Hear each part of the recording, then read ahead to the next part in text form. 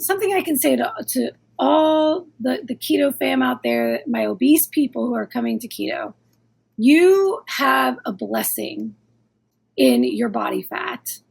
Probably never thought about your body fat as a blessing before. But for many of us who, were moving first and not dealing with the nutrition, you can hide a lot for a very long time.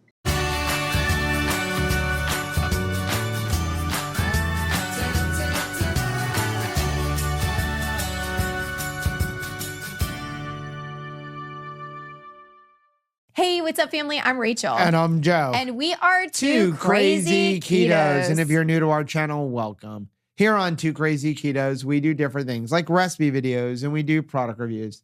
We talk about various keto topics. And every Monday, we go live on Keto Beyond the Couch because life exists beyond the couch. You can find us in different social media platforms like Facebook, Instagram, and Twitter. And we have a website, which is twocrazyketos.com. And that's where you're going to find all of our different recipes. Now we do upload at least 5 new videos every single week. So make sure you subscribe to our channel. And don't forget to hit the little bell icon. And that way, every single time we tape a podcast episode that's also a family reunion, you'll be alerted to it. So we talk about living life off the couch. And today we have the opportunity to record a podcast with 2 people who are very near and dear to our heart. 2 people who have become good friends of ours over the last couple of years. But they've both taught us that you need to live your life off the couch, that our keto diet is not just about what goes in our mouth, but it's also about movement.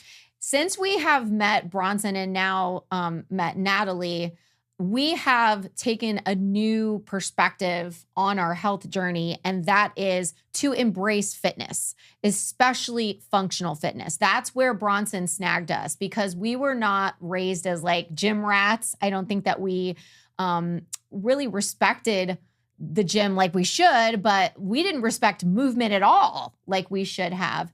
And thanks to Bronson and his message that fitness really is freedom and it's not something that you want to avoid, our life has become so much richer. I have to say that every dive win that you experience, every, mile that I jog, they have a part of that. Bronson has a part of that. Natalie has a part of that win because it was really them that encouraged us to pursue fitness. Yeah. Take 2 on this podcast because we got about 20 minutes into it and I forgot to hit record. Yes. So when we're done with this podcast, I think I have to sleep outside tonight. I'm not even allowed to go on the couch. I have to go on the patio. Outside. You are now an outdoor husband. Okay. So in 2020, January 2020, we were at the Keto Omaha Summit, which is now called the Hard to Kill Summit, hosted by Dr. Jamie Seaman and Jay Morales. And one evening we went over to Dr. Seaman's house and I met this guy and I was kind of in awe about him. Let's go back a little bit because what happened first is before you met this guy, you were like staring at him from across the room with like a man crush, like hardcore. Well, because I was sitting there talking to him and he was talking about like his fitness level and everything else. And I'm like, man, I'd love to look like that. But this guy's 25 years old. To be 25 again, I'd do things differently then. Come to find out that he's only a couple of years older than me. And you're like, or younger than me, actually. And I mean, like not a lot, just like 2 years.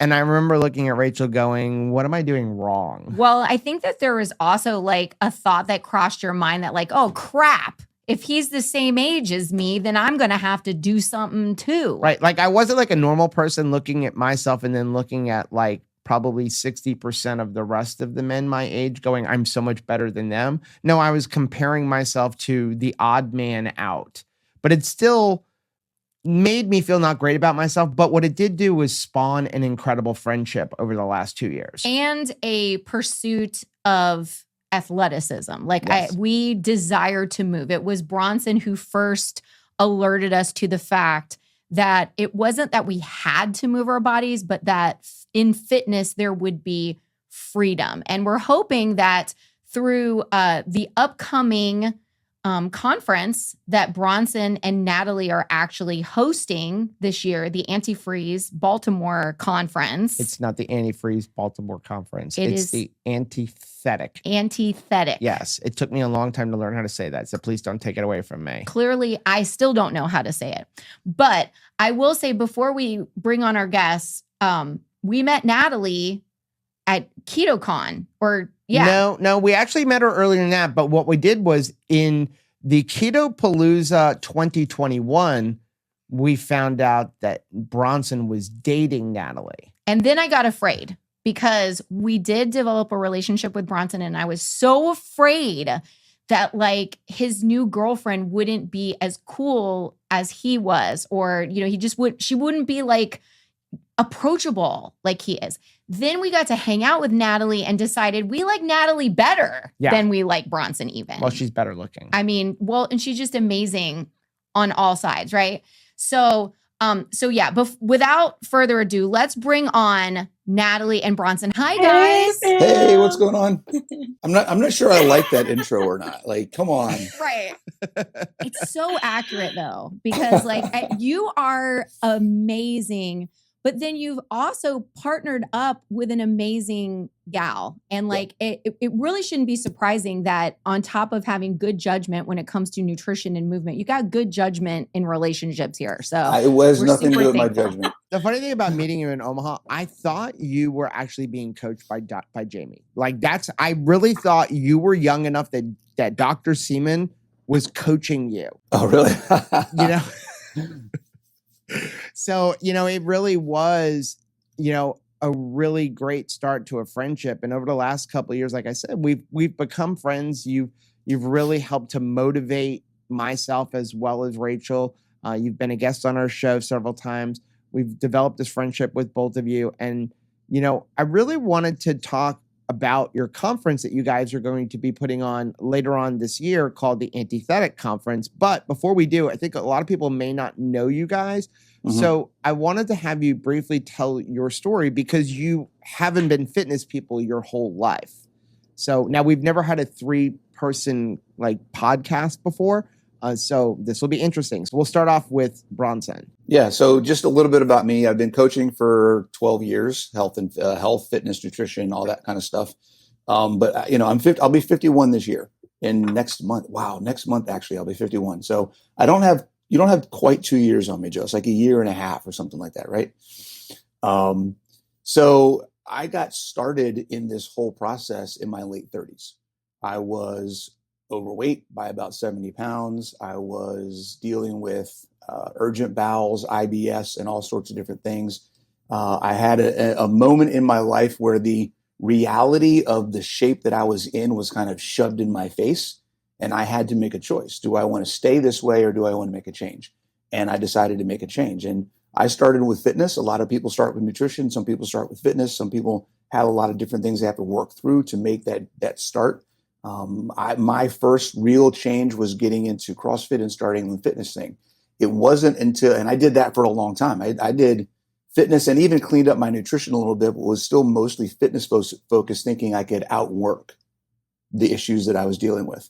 And after several years, 6, 7, 8 years of realizing that no matter how much exercise I did, I couldn't heal myself. I could look better and I could do better, but I couldn't fix the problems that I was having. It wasn't until I combined fitness and nutrition that my IBS went away, that my injuries went away, that all the issues I had with that stubborn body fat that I just couldn't get rid of no matter how much I worked out, that stuff went away. There was a handful of things about the quality of my life that didn't change until I started doing a ketogenic diet and maintained a good fitness routine at the same time. So, you know, my carniversary is May 1st.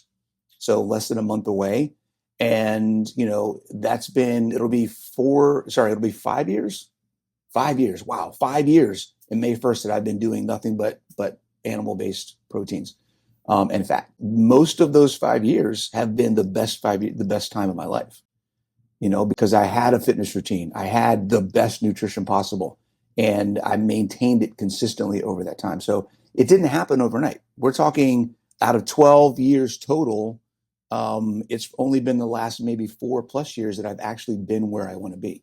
So an 8+ year process of getting to where I want to be with lots of mistakes along the way, lots of weight gain, lots of weight loss, lots of healing, lots of being sick, all ups and downs, but you just keep showing up every day and then you get to where you want to be.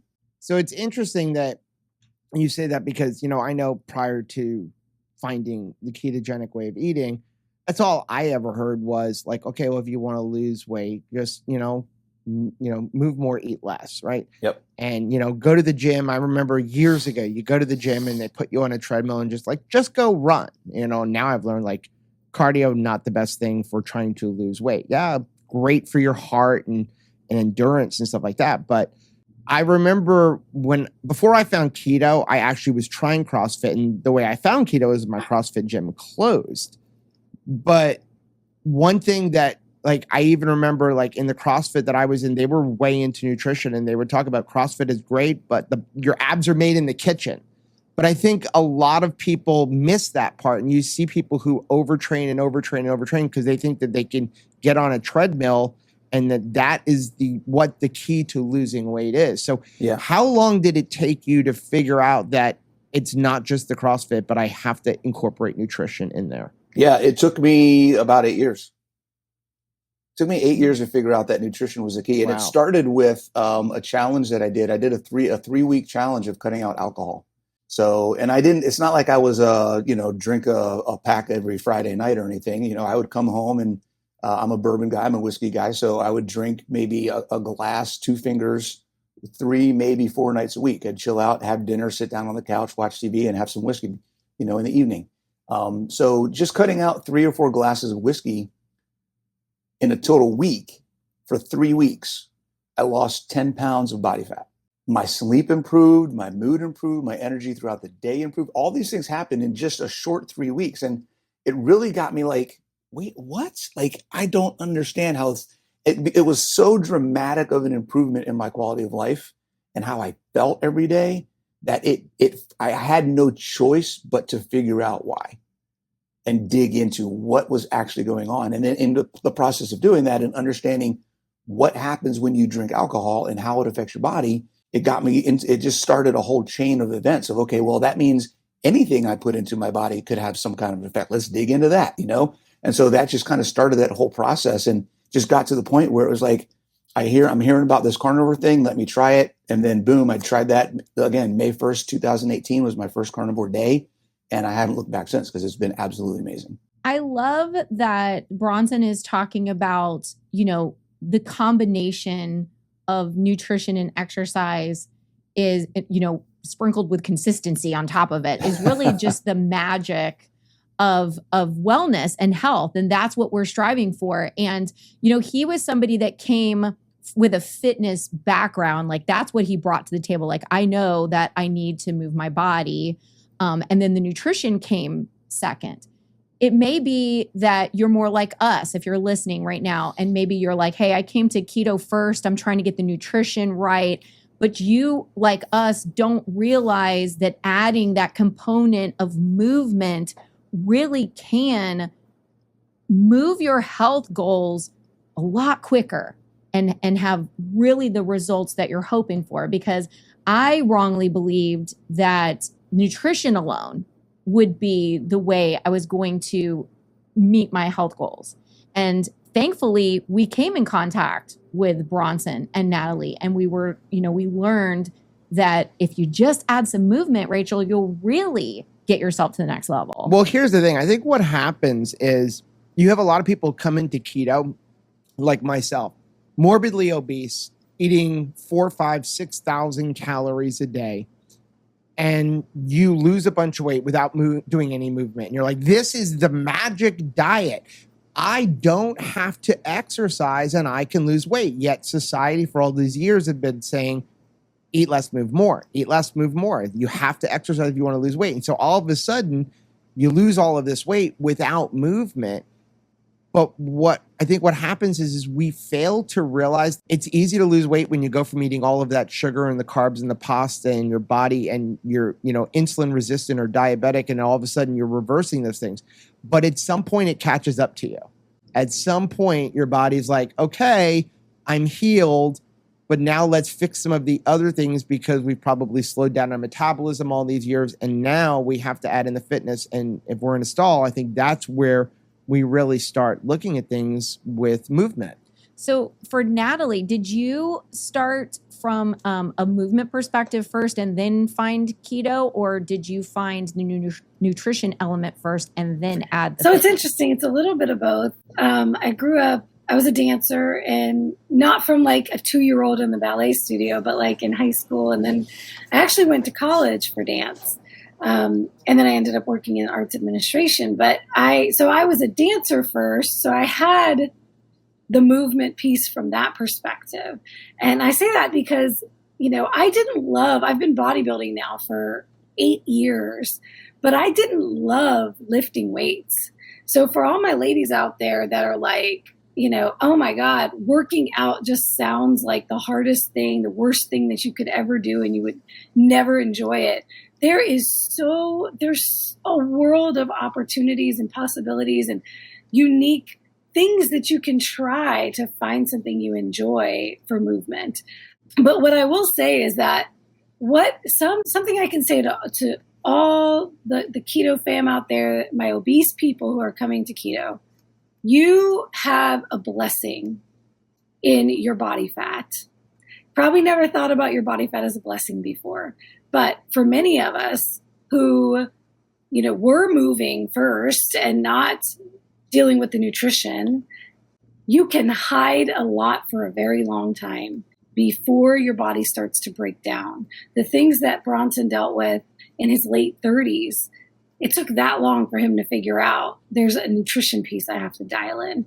For me, it was my late 20s. I was coming up on 30, and it was like, I am not my best self. I had all kinds of gut issues and migraines and ulcers and all kinds of things that I shouldn't have been dealing with in my 20s, but I was in a right-sized body according to what people would look at or see from the outside, even though I was 30 pounds overweight for my very small stature. I hid it well. And that's just because I had that dancer body, so to speak.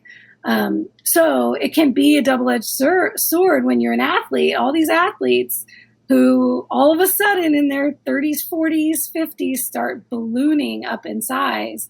They could have been wrecking their health on the inside for a very long time. That's so encouraging. And that's really it's thoughts like that make Natalie so approachable, because she's so gorgeous on the outside. You're thinking it's not challenging for her to navigate this life, right? Because we falsely kind of look at the outside of a person and don't see the journey that they've taken. But actually, Natalie has been so encouraging as far as how to begin having motivation and how to begin changing your thought process, because that's really where a lot of the healing takes place. And something that happened in January, I saw, Natalie had made a post on Instagram about how she was getting revved up and motivated for this new year. And I thought, oh my goodness, does she have any lulls? Does she have any struggles to get motivated and to stay motivated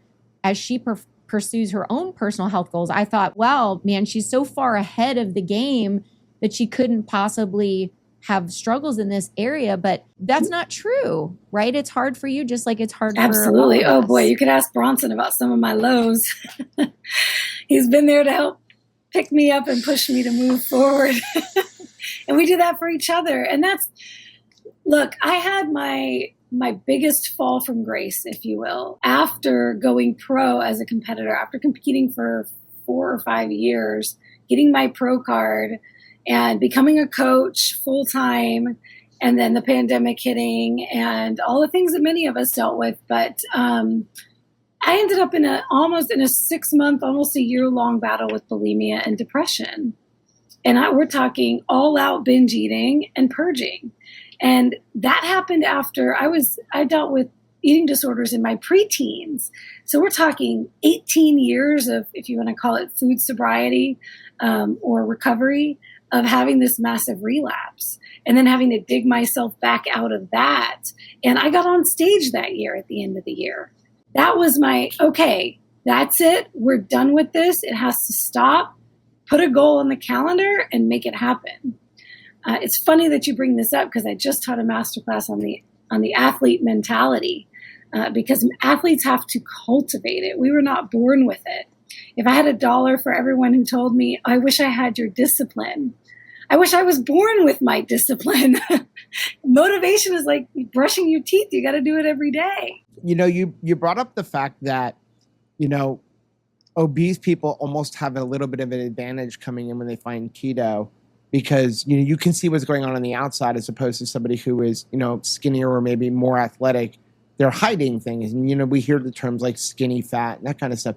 But there's something else that, and it goes back to the fitness aspect, that when you're obese, many times you have a faster metabolism because your body has to move so much weight.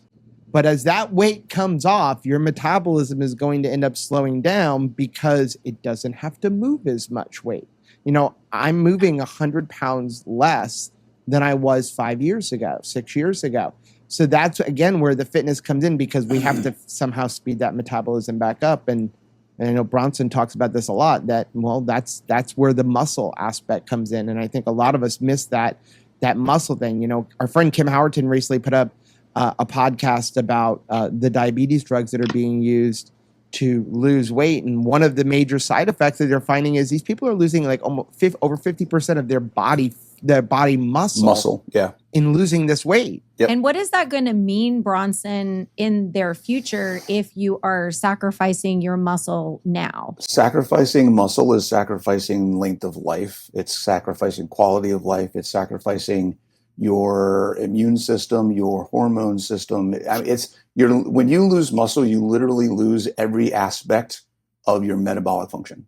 So muscle is the one thing you want to do absolutely everything possible that you can do to preserve it and get more of it.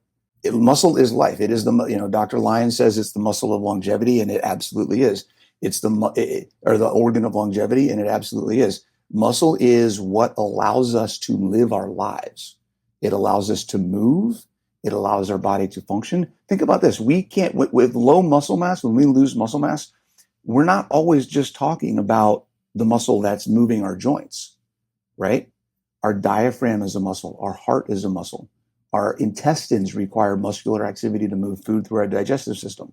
We're talking about the actual function of every system in our body. So, if we don't move our body, if we don't have the muscle to move our body, our lymphatic system suffers. And then we get lymphedema and we get a bunch of other issues because our lymphatic system doesn't have its own pump. When we move, we actually process lymph fluids in our immune system. So everything that we do in life requires muscle. Now, both of you guys coach people in the health space. And I wonder, what is your advice for people who are taking these shortcuts to try to fast track success? And I think that one way or another, we all try to take a shortcut.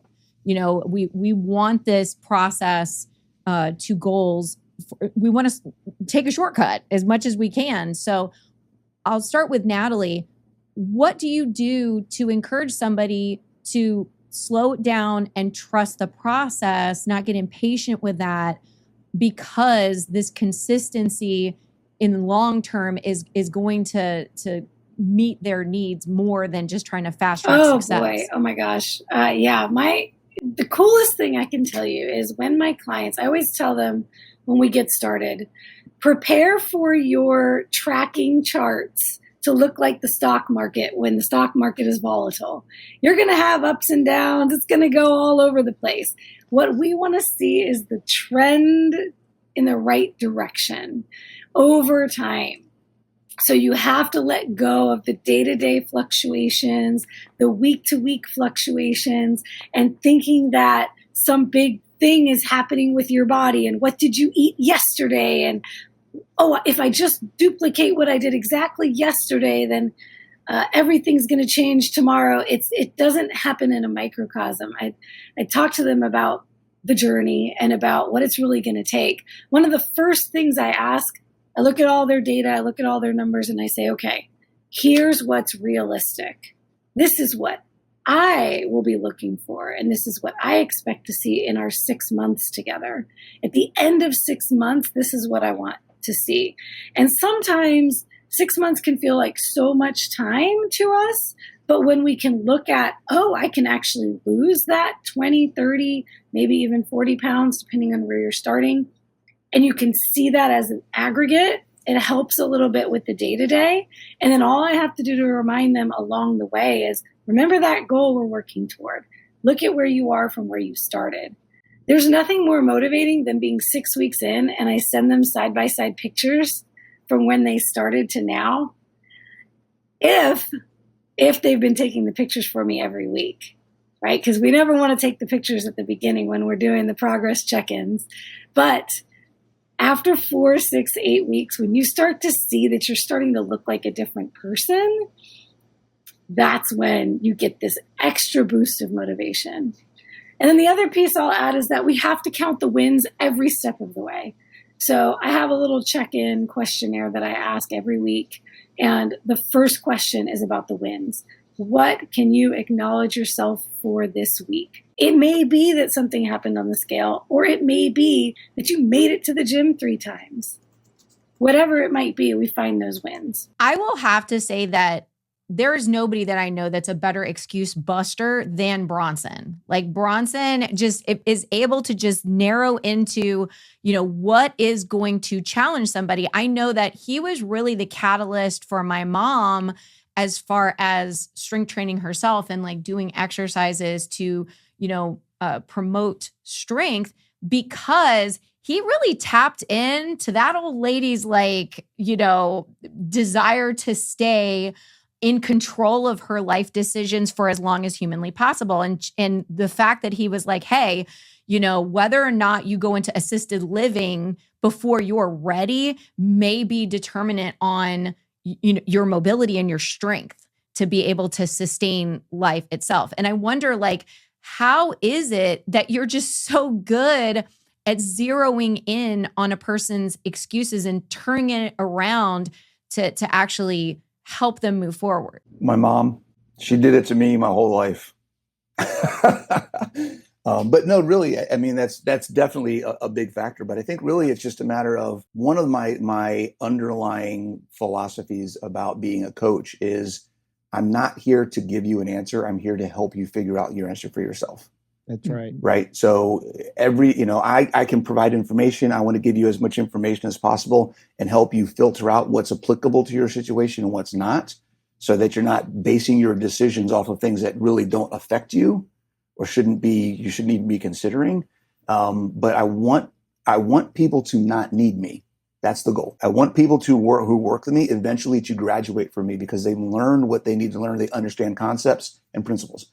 Concepts and principles will get you where you need to go, not rules and guidelines and follow this diet and eat this much exactly and do what someone else is doing. Understanding why things work is what's going to get you where you want to go, because then you can stay within the bounds of what is effective and tweak for your individual situation, because your situation is going to change. So what works for you is going to change. You can't do the same thing forever and expect to get a different goal. So it's funny, you're talking about you want them to figure it out so they don't need you. And that's our goal as coaches too.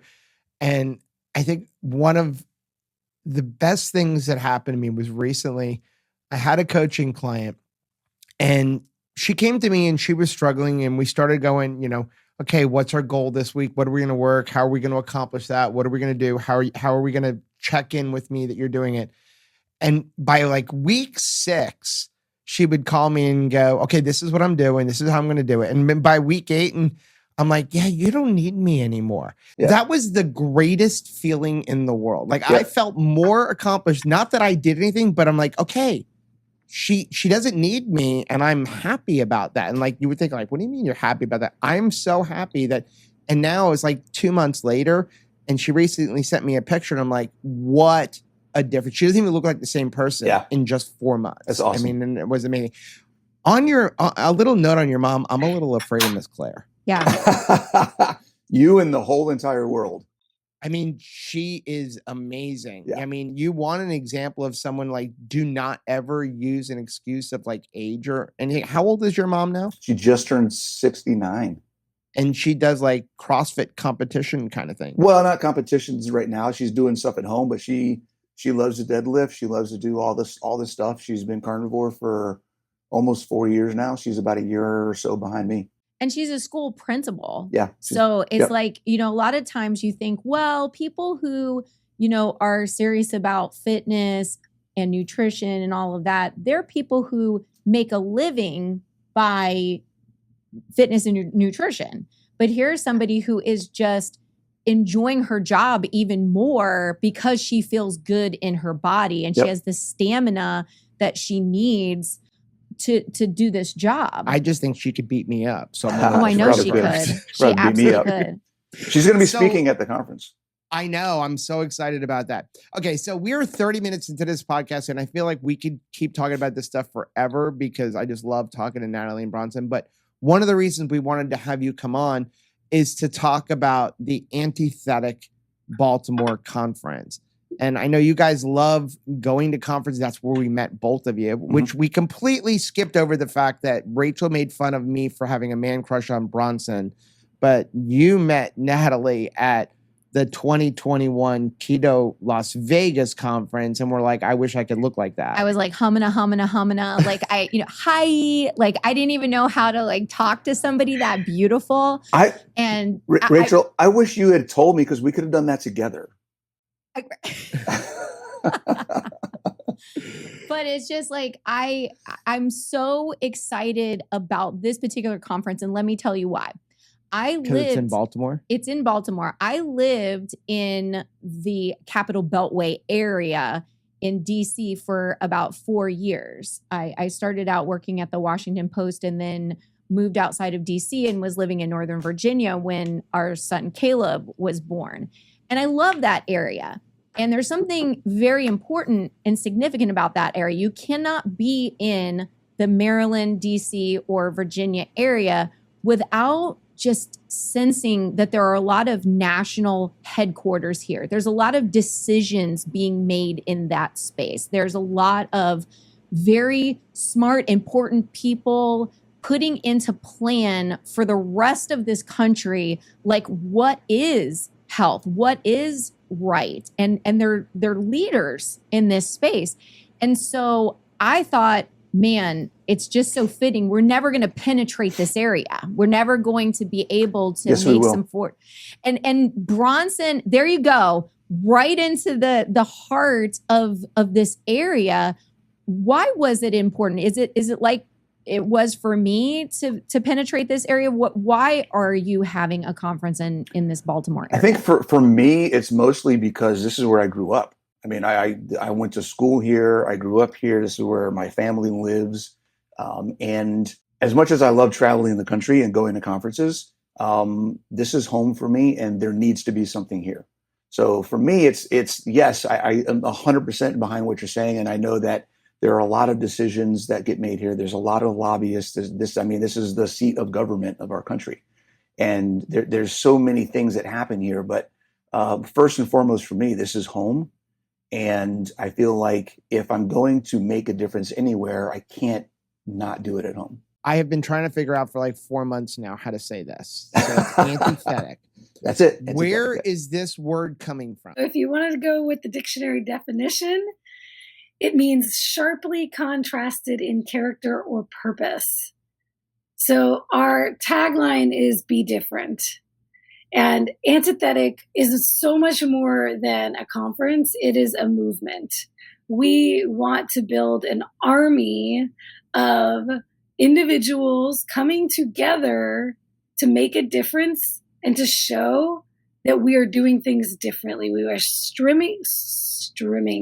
we are swimming upstream, and we are going against the grain. And you don't have to just receive and listen to what's being spoon-fed for you, what has been spoon-fed to you over the last multiple decades about health, nutrition, fitness, lifestyle, all of it, mindset. that you can, as I like to say, be the CEO of your body and your journey.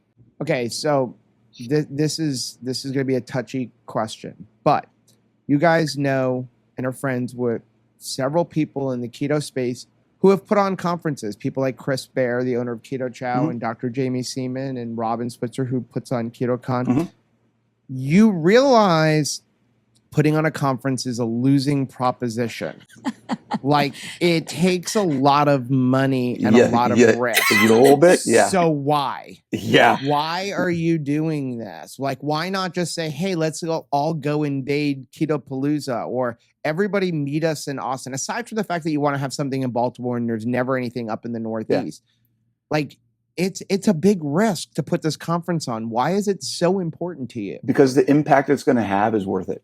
That's really it. We've talked about, we, as much as we would love to make money on this, it's really, we want to do this because I think, and this is not a discussion that Nat and I have really had, but I think she'll back me on this one. And that is, we're not looking at this as being the biggest conference ever eventually. Like 5 years from now, we don't want it to be the biggest.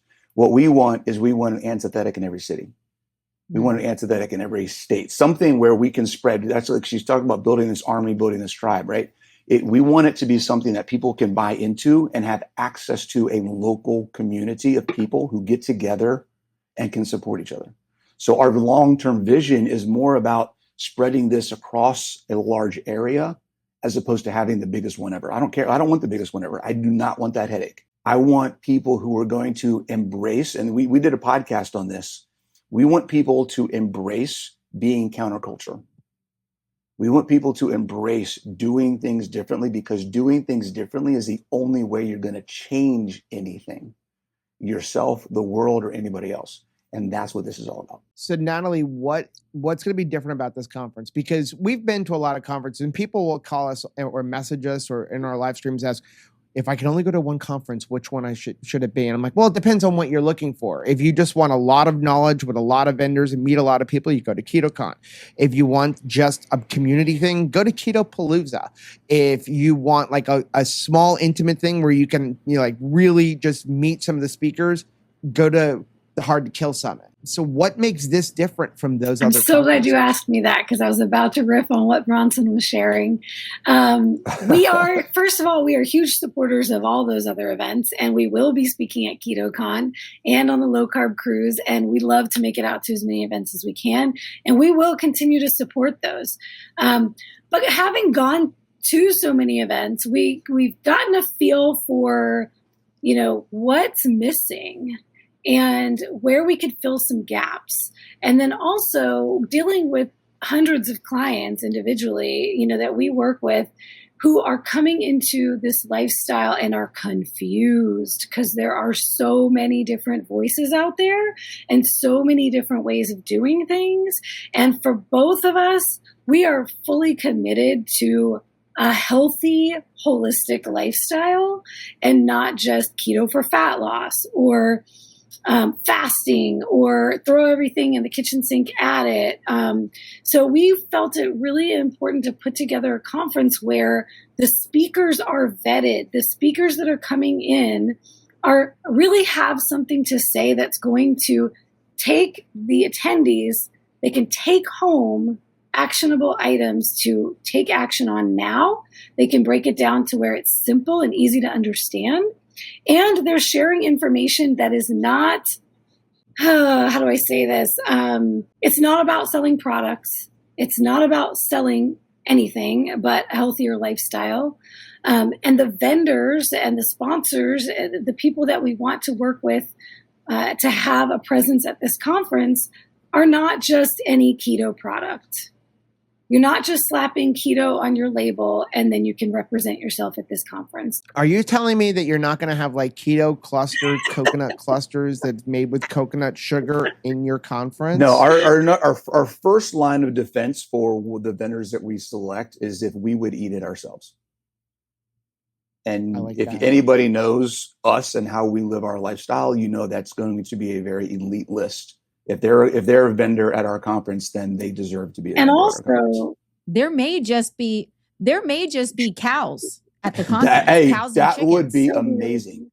Yeah, That would be because awesome. when you see how clean these people eat, like, I mean, yeah, there might just be salt on the table, and then that's just Well, it. I'll tell you Yep. too, we sat down with the catering team and we got granular about what they will be able to offer and what we would not take no for an answer about. So when you come to Antithetic Baltimore, you do not have to worry about the foods that will be served at the conference.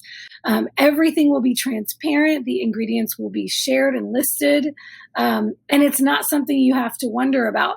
One of the things that I've experienced in many keto spaces and events are that coming into a lifestyle like this, you go to an event and you just assume that everything that's served there is just fine. It's going to be fine for you. But as we all know, we're individuals, and what might impact somebody's blood sugar might not impact another. And maybe dairy is okay for this person and not for that person, or maybe soy bothers this person but not that person. So we wanted to vet everything ourselves to take all of that off the table. But then also empower the attendees to be able to ask those questions for themselves, and care more deeply about asking those questions, putting themselves out there, and not being afraid to ask for what they really need to be successful in this life. But we know that when you start out, you don't necessarily come into it with that confidence, and you end up eating things that are not good for you because you just assume that, oh, it's keto, it must be okay. So you vetted the catering, you vetted the vendors that you may have there, and you vetted the speakers. But what we haven't heard yet is who are some of the speakers that you're going to have there? Oh my gosh, you guys may have heard of this guy, Ken Berry. Who's that? He's a doctor out of Tennessee somewhere, something like that. He's a quack. Yeah, he's I'm just kidding there, by the way. We are very good friends with Dr. Berry, Yep. and he is definitely one of the main reasons we're where we are in our health journey. Same And he here. would probably support the fact that there is just going to be a cow, a chicken, and a thing of salt. He's probably on going the to bring table. some himself. That's right. Yeah. So we got Dr. Berry, we got Maria Emmerich. Maria's actually giving our first talk on Friday night when we start. So we're going to have one session on Friday. Maria will be talking. We got Kim Howerton, the ketonist, is going to be talking. I love some of the stuff she talks about, mindset and things like that. You may have heard of a guy, Dr. Stephen Hussey. He's had a book, and he's talked a couple different places. There's this one lady who's kind of been in the keto space for like forever. I think her name is Amy Berger. Right. You guys might know her a little bit. And then there's somebody who's not super popular in the States because she's down in Canada, but her name's Jocelyn Riley. And she is actually the keto athlete on Instagram. She is a CrossFit gym owner and a high-level CrossFit coach who's a ketogenic athlete. She's currently studying, I don't remember if it's for her master's or her PhD, but she's deep into analyzing and researching studies about the ketogenic diet. So she's got a ton of resources when it comes to the scientific side of what keto can do, particularly from a fitness perspective. And there's one more. The most important one. My mom. Yeah. Yes. My mom is talking. I was just going to say, She's you gonna guys share have her made story. our job as emceeing very easy, because like these are people that don't need to be introduced at all. It's like literally, okay, here you go. You know who this guy is, Dr. Berry. Right. If you're looking for the best of the best, That's an amazing lineup. that's going to be all under one roof. This is really an incredible conference from just the speaker perspective. Well, what I like about this speaker list is you're reading them off. You have a lot of different personalities and a lot of different views, but all of those people that you mentioned have like one goal in mind, and that's helping us get healthy. Yep. And I love that. It's like, it's not like, you have just like 8 doctors that are going to spew off the same information. You're going to learn different things from each one of those people. And we've had many of those people on our podcast and have interviewed them. And I'm excited to hear from a lot of them. Well, this goes into another level of the be different aspect of what we want to be different with our conference. And that is, we're going to charge, and we haven't had this conversation with all of the speakers yet, but we're going to charge every speaker to make sure that they include, and Nat talked about this real quick, make sure that they include something in every discussion, every talk that is an actionable item that people could do when they get home. It's not just going to be, here's a bunch of information. Here's a bunch of information, and then here's how you can actually use it. I really appreciate that, because a lot of times you go to a conference and it's like drinking from a fire hose.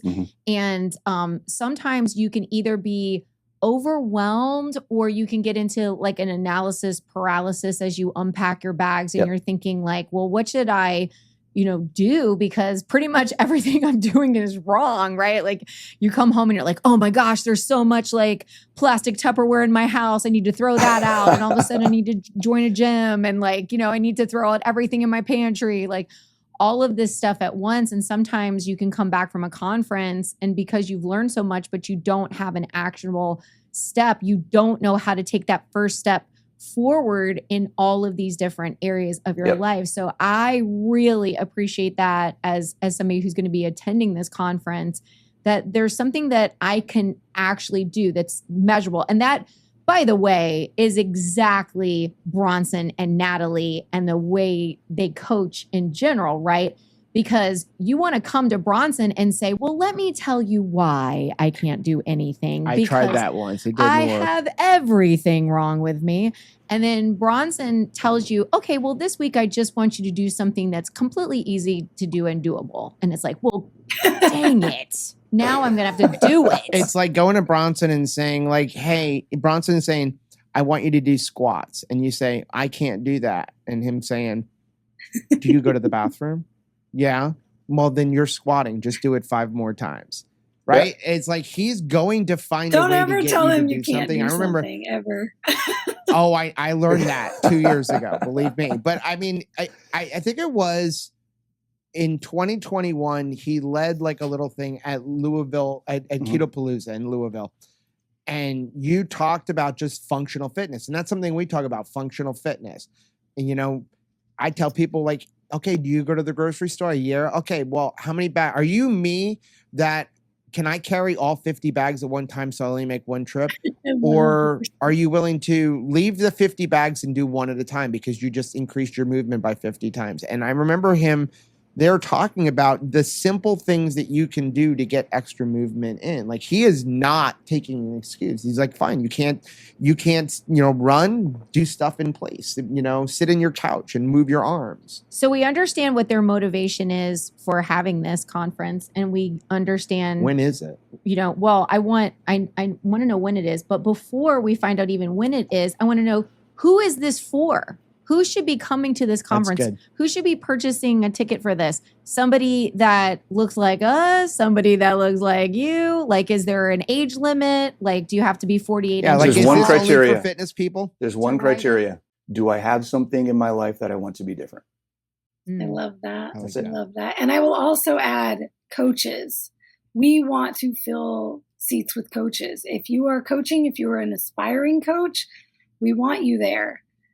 This is about so much more. You don't have to be a beginner. We want beginners all the way up to coaches in any level. And you can be coaching in anything from life coaching to fitness to nutrition. But anyone who is an enthusiast and wants to make their lives better or make the lives of others better, we want you in that building. That's a really powerful statement. And I've got to say, when you get to this conference, either because it's super like local to you and it's just smart to go to a conference that's in your area. So if you are in the Capital Beltway area, you're in that tri-state area, like you need to go. You're in Pennsylvania. Like this is a great conference for you to go from a locality standpoint.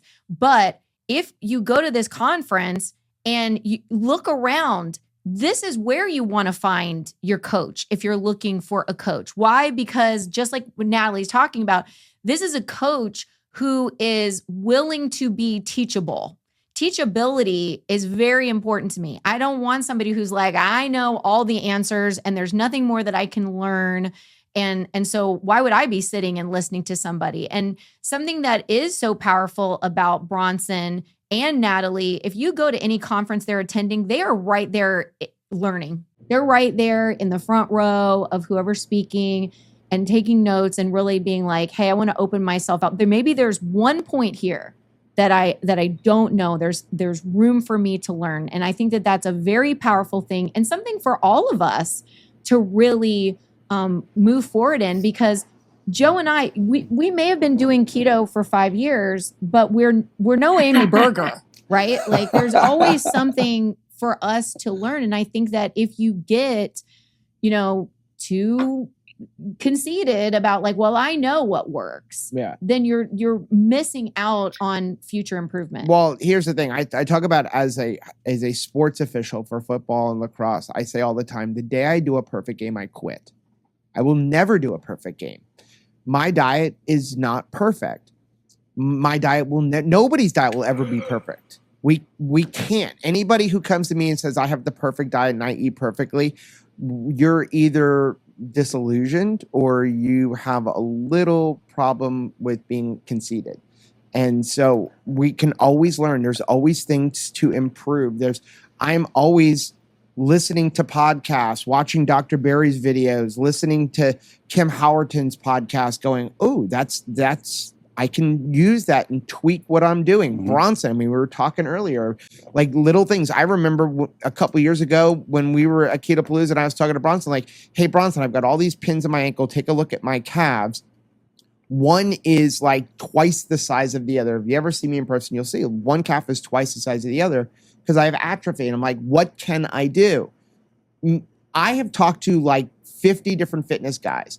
Nobody ever said to me what he did. And because of that one thing, it has helped my other calf, my left calf row. And he was like, you're using your rowing machine, right? Well, here's what I want you to do. Only use one leg. So there's always things that you can learn and tweak. And so don't ever think that there's nothing to learn there. I've heard Dr. Barry speak at least 20 times, and I've watched all of his videos. And every time he speaks, I still learn something new. I learned something going back and watching old videos that I've heard him, play several times. So even if he gives the same talk 3 times, I'm going to hear something different. So it's something to remember that there is something to learn here. Now let's talk about the price, because with all of those speakers, I'm sure they're all being paid thousands of dollars in honorariums. Yes. So it's going to be very expensive. Super expensive. Super expensive. It's right now. So we've got till the 15th of this month is early bird. So I don't know when this video is going to come out, but the 15th of April, the middle of the month, early bird ends. So it's $50 off per ticket. So you can get your tickets for like $126 or $25 right now. The regular price will be $175. The conference itself is 2 days. It's 1.5 days. It's the afternoon, evening on Friday, the 14th of July, and then all day on Saturday, the 15th. Now, what should people make sure they don't miss while they're visiting the area? Because if you come in, and I'm assuming that most people will come in for the entire weekend and really just want to explore Baltimore, what should be on their do not miss list? Ooh, I was not prepared for that question. That's all you, Bron, because I'm not from the area. Yeah, right. If there might be some game, there might be a game. I'm not sure if there's a game. We can check the schedule for that. If you want to go downtown, the weather should be nice. There's Rash Field, which is like in a sports area. They got outdoor volleyball. They've got a bunch of different stuff right on the harbor. Obviously, the Inner Harbor is a place to go. That's my favorite spot. Which right on the water, bunch of shops, restaurants, things like that. If you're going to go downtown. There's the Science Museum. There's a bunch of the normal touristy stuff. The aquarium, that kind of stuff is all downtown Baltimore. If you want to go the other direction and go south, DC is a 15-20 minute drive to the metro and then a 15-20 minute metro stop away if you don't want to drive downtown into the city and get an Uber or something like that. But I mean, DC is DC. You've got the mall, you've got the museums, you've got all the different stuff down there. We actually went down there last weekend and saw the cherry blossoms and things like that. So DC and Baltimore both have a lot of different things to offer.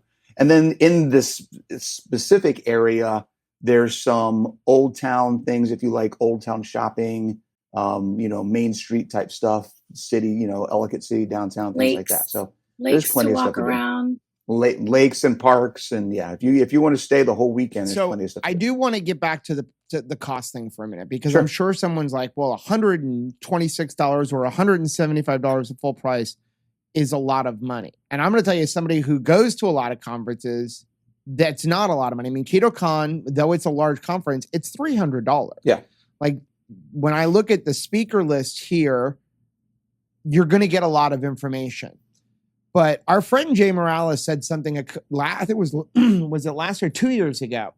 He made a comment about investing in ourselves. And that I know a lot of people might be listening going, well, I've heard Dr. Berry speak. I watch his videos. Yep. I've seen Amy Berger's videos. All of this stuff is available on YouTube. I don't need to spend any money to go to the conference. And what I'm going to put back to is, first of all, community is key. Everybody that listens to us knows that we are all about community, and you need community, and you need to do that in person if you can.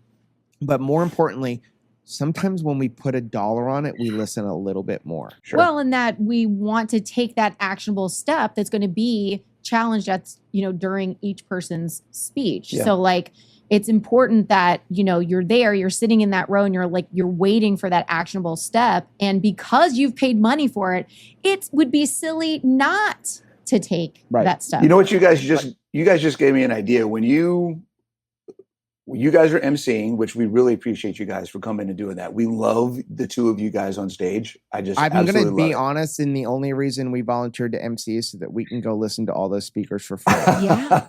I mean, that was totally worth it. Hey, totally worth it for us too. I love it. But what I think we could do is, at the beginning, you guys telling everybody, we should, on the side, talk about what are the things that we can recommend people do to get themselves in the right mindset to get the most out of the weekend. Yeah. And that's where we start everything on the first time we start talking to people. I think that is a great idea. And I think, Natalie, you always talk a lot about mindset. Why is that key in preparing for any goal that you have, or preparing even for the day? Why is it important to bring a proper mindset into each day? It is 100% your success or your failure depends on it. What your mind will either convince you to do or what you convince yourself to do is what's going to happen. I like to say, never trust a thought you think, and never let a thought go by unchecked.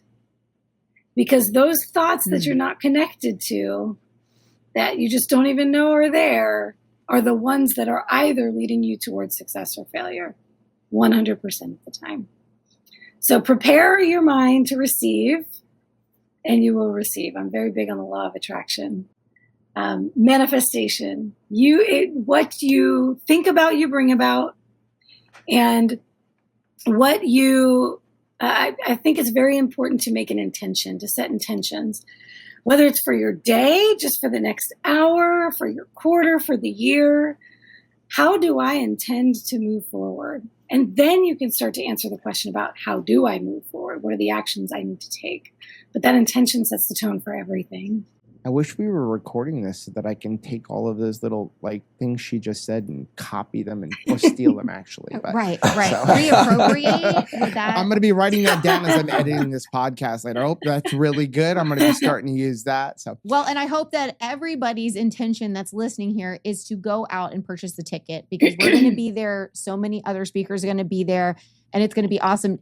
Tell us the dates again of this conference. July 14th and 15th. And there's one more thing. Well, there's two more things that are adding to the value. So when you purchase your ticket, remember, we're feeding you. This is not one of those conferences where you...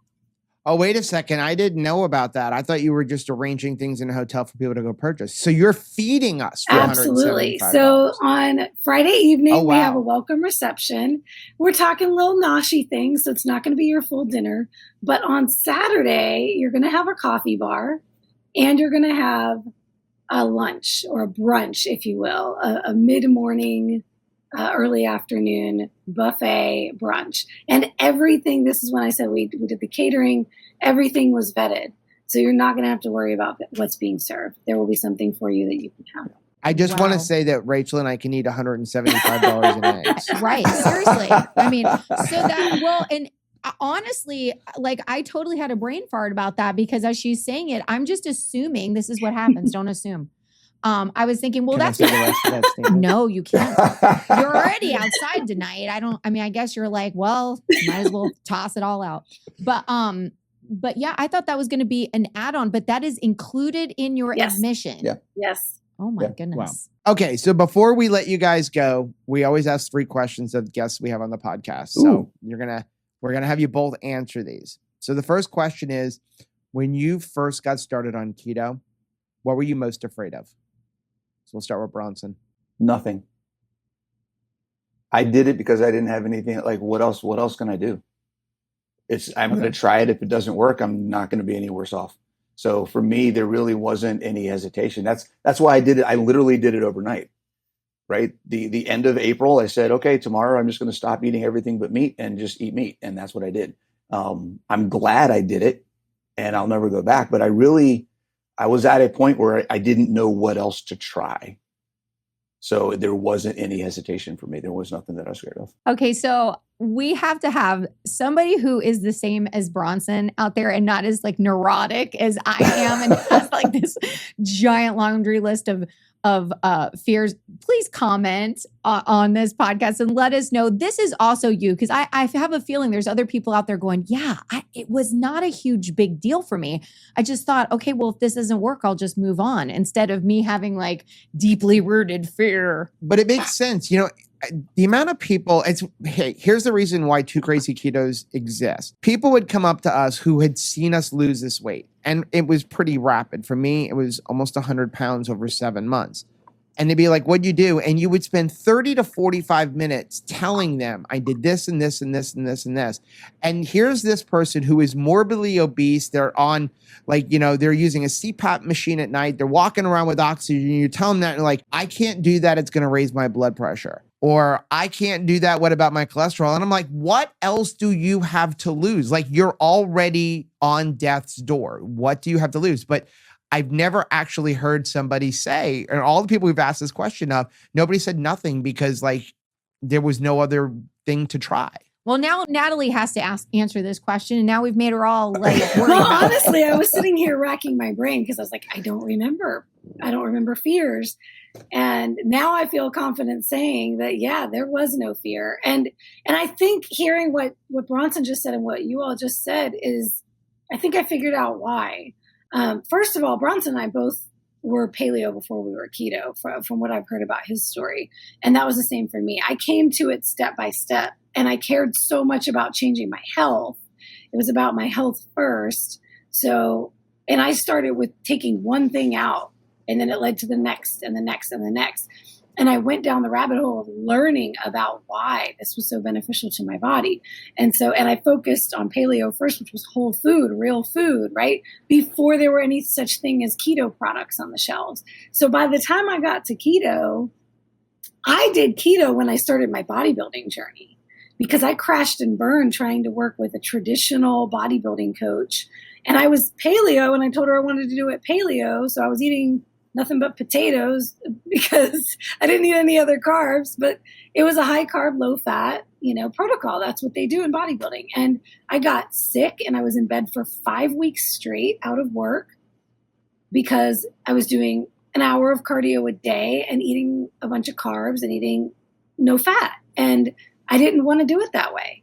So when it came down to it and I found out about keto, I was all in 100%. I wasn't afraid of anything. I just knew that what I was doing was the opposite of what I should be doing. I was already so bought in to the healthy way of doing things and why it was a healthy way of doing something. And then the other piece of that I think for both of us, we have been into personal development and personal growth for a lot longer than we've been into nutrition and fitness. So it's always been about the mindset. It's always been about the way I approach something. And so if nothing else, I hope that the listeners take from this, get your mind right. Because you can't force your body to do anything if your mind's not on board with it. Gosh, these people are so wise. They should really lead a conference, I'm thinking. Should. I want to add to that, and that is the fear is okay. And I think part of the reason neither of us had fear is because we had already confronted the problems in our lives. So you either confront the problems in your lives and then you don't have any fear of change, or you see the change and you're afraid of the change because you haven't confronted the problems in your life. It's one or the other. Yeah, 100%. That's powerful and accurate. I can tell you that there's a lot of roots of like all of my problems with food rooted in me avoiding problems. Me, you know what I mean? Like it was like, I'm going to be skinny but I'm still going to have problems. So the problems you're not going to get rid of. So I love that, again, that was the proper way to approach it. Personal development first. And then, it makes it a lot easier to have other changes in your life headed you in the right direction for proper health. So, okay. So our next question, now I'm like really excited to find their answer for this. When you got started on keto, and we can start with Natalie this time, what were you most surprised to find out? Oh boy. You know what? It probably was that I actually can stop the cravings, like that the cravings will go away. Because I've been a massive, massive sugar, sweet tooth. I've had a sweet tooth my entire life. And it's fascinating. And I will take it one step further and say carnivore, even more so than keto, did this for me. But because I was paleo first and then keto, I would always try to cut corners, right? I got into paleo and then I'd be making the almond stuffed dates with the almond butter and dipped in chocolate. And I always found ways to still have my sweet treat. I'll never forget doing my first Whole30 and making paleo pancakes, and a friend of mine saying, that's not a part of Whole30. You're not supposed to be recreating, comfort foods. And it was like, oh, okay. I think Whole30 is what got my mind around the fact that there's more to it than the what can I eat and what can I not eat. It's about the whole experience of eating and eating meals versus snacking all day and versus finding a way to put the sweet in my mouth. So it was fascinating to me that I could live without cravings, that I could live without sweets, and that I could go for long periods of time without being hungry. For me, I think the connection between how getting rid of the crap helped my body perform better. Mm. I was in shape, right? I owned a CrossFit gym. I was doing CrossFit all the time, but I also was hurt all the time. I felt like I got run over by a truck. I had torn meniscus, torn labrums, right? I had pulled calves, pulled hamstrings, pulled groin. Like I was always getting hurt, and I could not figure out why. No matter how much I recovered, no matter how much stretching and mobility, I did all the things, but I could not be hurt. And within 3 months of cutting out the carbs, all of that went away. I went from working out 3 days a week feeling like crap to working out 5-6 days a week and feeling like I was 20 years old again. So I think for me, that was probably the biggest, like, what is going on here? Okay, last question. What is your number one recommendation for somebody who is just getting started on keto, carnivore, any type of what Dr. Berry calls the proper human diet? And you can't say go to antithetic because somebody may listen to this in 6 months. It doesn't matter what anybody else is doing. The only right answer is it working for you? Wow.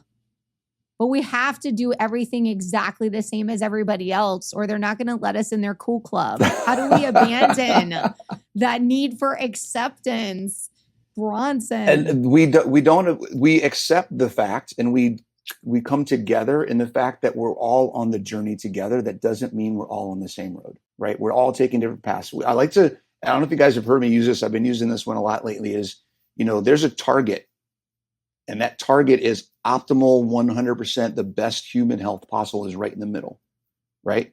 We're all in different spots. Some of us are out here. Some of us are in here. Some are up here, down here. We're all in different places, but we're all trying to get to the middle.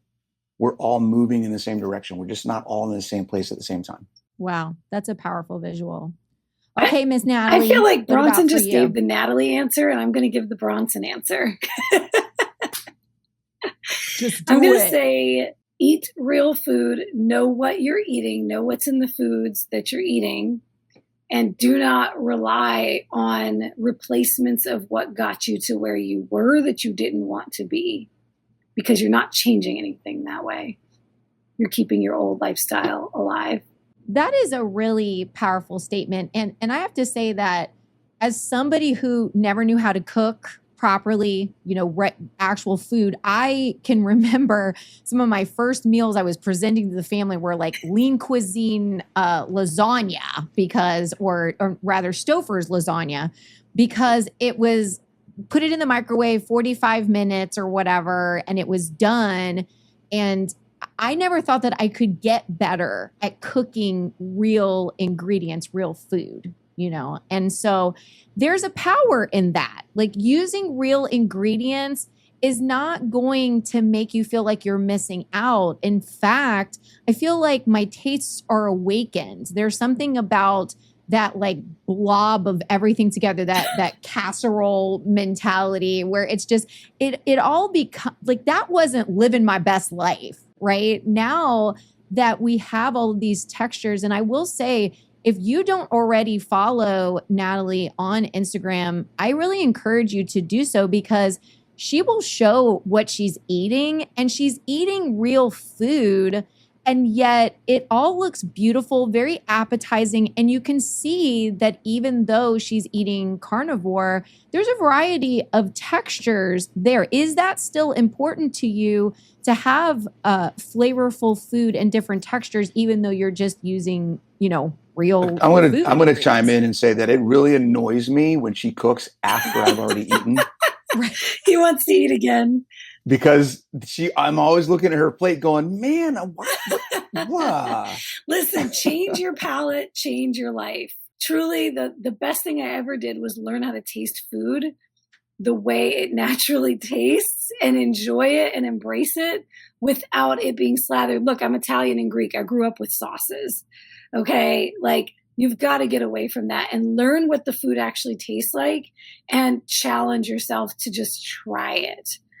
You know, all this, oh, I don't like this, I don't like that. You're not going to know unless you try it. And you probably won't like it at the beginning. I have a couple of exceptions to that, but I have a couple of exceptions there. I was talking to a client last night and we were talking about, he was like, you know, I remember a while ago you were talking to Dr. Barry and you said, if you're not hungry for beef, butter, bacon, eggs, you're not hungry. And I'm like, well, the exception for me is sardines because I know Dr. Boz says if you're not hungry for sardines, you're not hungry. And I'm like, I think I would probably starve. Well, I'll tell you what. You know, I'm just saying. As a competitor who has gotten to poverty levels of calories and macros, I like to say if you won't eat dry, cold, grilled chicken, you're not hungry.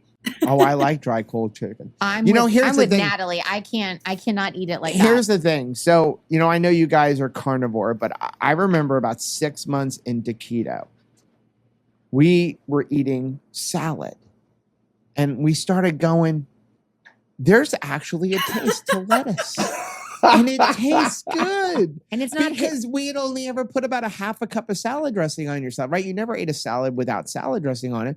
And now you go like, I mean, we used to need an entire onion in like a half a pound of ground beef. Now it's like, if you want to have onion, like one sliver goes so long because like all of a sudden your palate changes and you taste it like I hated beef before keto.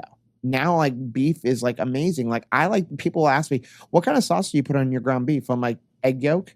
Yes. You know, I mean, because this like the flavors just come through. And then when you do use spices or herbs or something like that, you need very little of it because you've just enhanced your palate. Yep. So where can we find you guys on Instagram or YouTube, just in case somebody doesn't know? You go first. I'm at the Keto Bikini Pro on Instagram, Keto Bikini Secrets on YouTube, and my Facebook group is free for all the ladies only. Sorry, guys. And that is Keto Bikini Secrets as well on Facebook. And you can find me, Coach _Bronson _Keto on Instagram. Everything else, actually, I just changed my YouTube. My YouTube is now Coach Bronson. So if you just go to YouTube, put in Coach Bronson, you'll come up with there. And then my website is ultimateketogenicfitness.com. And we'll have links for all of this down in the show notes. Guys, this was a great podcast. And we talked about a lot of different things. I definitely learned some things. I'm now really excited to go to Baltimore. I'm super excited about the antithetic. I'm going to get it right. Okay. Antithetic conference. You have about Baltimore. 4 months to get it perfect for when we're up on, on platform and talking. I'm going to nail it. Can I throw in one more thing too? Sure. We just got our final branding for the conference and for all of this stuff done. We also just put a link on the website. If you go to antithetic-conference.com, we have an apparel link now. So we have a store. If anybody wants to get apparel and have some apparel to wear to the conference, you can go and get some of that. Awesome. Ooh, that's exciting. Well, that is going to be the end of today's podcast. I'm super excited about this one. I can't wait for the conference coming up. But the cool thing is there was so much important information in here. Even if you listen to this podcast after the Antithetic conference, first of all, you'll have next year to look forward to.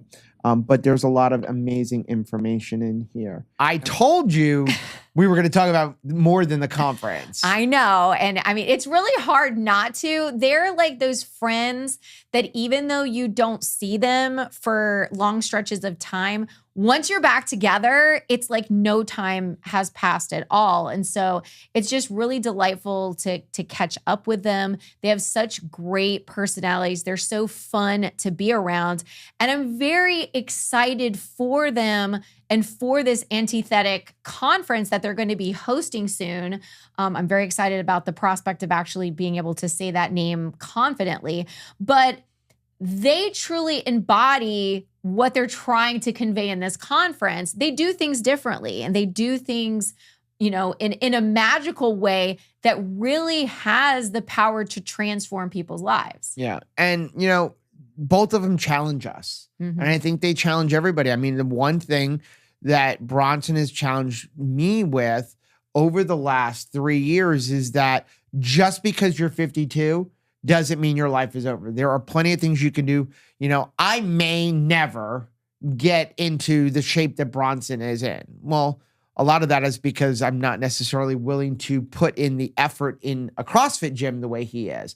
But he has challenged me to move more, to do more, to be involved with functional fitness. Honestly, I'm probably diving because of Bronson, especially the amount I'm diving, because he's challenged me that you can do more with your life. And I think that that's something that he's very good. And I know that Natalie has done the same thing for you. Well, and I think that one of the greatest things that they have done, as a couple and in transforming our thought process is you don't necessarily need to avoid people who don't look exactly like you, right? A lot of times I wrongly believed that I had nothing to offer friendship-wise to somebody who was that gorgeous, right? You were terrified of Natalie when you first met her. I was, because I thought there's no way that she can, sympathize with somebody that's had the journey that I have. But once I stopped judging a book by its cover and put myself out there to be her friend, I realized how wrong I was, and that she really could not just sympathize with my keto journey, but empathize with some of the things that I have walked throughout my life. And she is so kind, so approachable, just like Bronson. And although they hold us accountable and they don't accept excuses, it's not because they're mad at us. It's not because they see us as undisciplined and unable to change. In fact, it's just the opposite. They see potential in us. And because we have made friends with them, we have been able to see us through their eyes and see the potential on the inside of us. And I think that that's what true friendship does. It grows us. We help them and they help us. And I'm so thankful for this upcoming conference, because I think that it's going to be the meeting of a lot of different groups within the proper human diet space. And we're going to see that there's so much more that we can learn from one another. So if you have any ability at all to get to the Antithetic conference in Baltimore, we strongly encourage you to go. And if you can't, at minimum, you need to go follow Bronson and Natalie over on YouTube and Instagram. And again, they've been on our show several times. We absolutely love them. They bring so much to this community, and I'm so grateful to be able to call them friends. Now, this video is actually going to be a little bit different than our podcast. Normally, when we release the video version of our podcast, it's a couple weeks after the podcast has been launched. But because of timing, you guys get to see that this week. But I do want to encourage you is that every week we release a new podcast. Sometimes it comes up as a video, sometimes it doesn't. So you definitely want to head on over to all of the different podcast platforms that you may listen to, and make sure you subscribe or follow to us. So you're going to find us on all the different ones like Audible and Google, Spotify, Apple Podcasts. Just search for the name Two Crazy Ketos. And this way you can listen to the podcasts that don't show up as a video. Now, if you like seeing videos like this, take a look at some of the videos we have linked right over there. Also, make sure you take a look at our most recent videos I'm going to put right over here. But whether you head this way or you head this way, don't forget to head this way. Subscribe to our channel and click the little bell icon. And that way, every single time we get to chat with some amazing people, you'll be alerted to it. Till next time. Bye.